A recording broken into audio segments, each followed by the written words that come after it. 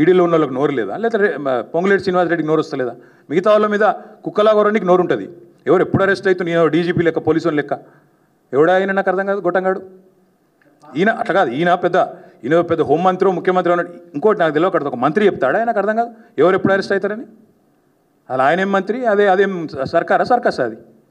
అందుకే నేను ఏమంటున్నా అంటే ఈ గొట్టంగాలకు భయపట్టుడు ఎవడు లేడు. శ్రీనివాసరెడ్డి ఎవరు?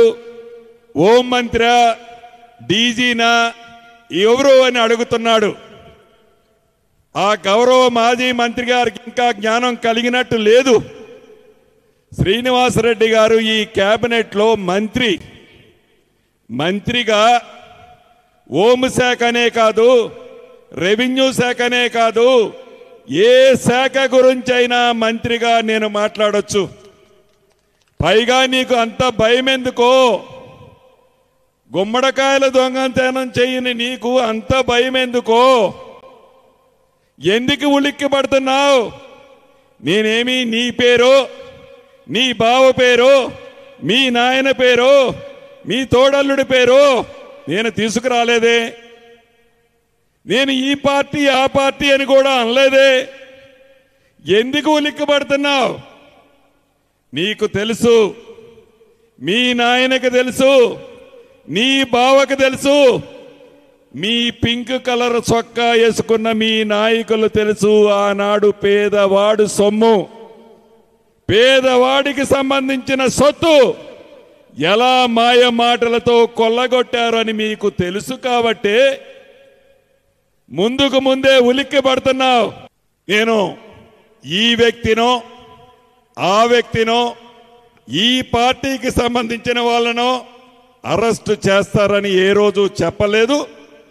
మీరేమన్నా తప్పు చేశామని ఒకవేళ భయం ఉంటే, తప్పు చేశాము, తప్పుకు మేము శిక్ష అర్హులము అని మీకు అనిపిస్తే ముందే పోయి సరెండర్ అయ్యి ఆ దేవుడి దగ్గర క్షమాపణ చెప్పి ఆ కోర్టు ముందు ఒప్పుకొని తప్పకుండా ఆ కోర్టు ఏ తీర్పిస్తే ఆ తీర్పు ప్రకారం ఏడ కూర్చోవాల్సి వస్తే ఆడ కూర్చోండి. అదాని కాళ్ళు పట్టుకున్నాడు, మాకు కూడా తెలుస్తుంది. ఐటీసీ కోహినూర్ హోటల్లో అదాని కాళ్ళు పట్టుకొని కడుపులో తల పెట్టుకొని మాట్లాడుకొని, ఇంకా చెప్పమంటావా డీటెయిల్? 4 గంటల పాటు రేవంత్ రెడ్డి గారి ఇంట్లో కరణ్ అదాని అనే వ్యక్తి గౌతమ్ అదాని కొడుకుతో భోజనం చేసి 4 గంటల సమావేశాలు జరిగినాయి. శ్రీనివాసరెడ్డి గారు ఎవడి కాళ్ళు పట్టుకోడు. ఒక్కసారి మీ నాయన కాళ్ళు పట్టుకున్నాను. వేలాది మంది జనముండంగా తండ్రితో సమానులని భావించి నన్ను పార్టీలో జాయిన్ చేసుకునేటప్పుడు మీ నాయన కాళ్ళు పట్టుకుంటే, మీ నాయన, నువ్వు, మీ కుటుంబం, నేను, నాతో పాటుండే లక్షలాది కార్యకర్తల్ని తడిగుడ్డతో మీరు గొంతు కోస్తే, ఆ గొంతు కోసినందుకు తెలంగాణ ప్రజలు, ఉమ్మడి ఖమ్మం జిల్లా ప్రజలు నీకు, మీ నాయనకి, నీ పార్టీకి ఏం బుద్ధి చెప్పారో గుర్తు తెచ్చుకో. ఇప్పుడు జ్ఞానోదయమైనందుకు సంతోషం. తప్పకుండా పాదయాత్ర చేస్తావా, మోకాళ్ళ యాత్ర చేస్తావా, అది నువ్వు నిర్ణయం తీసుకో. నన్నేదో అంటున్నావు.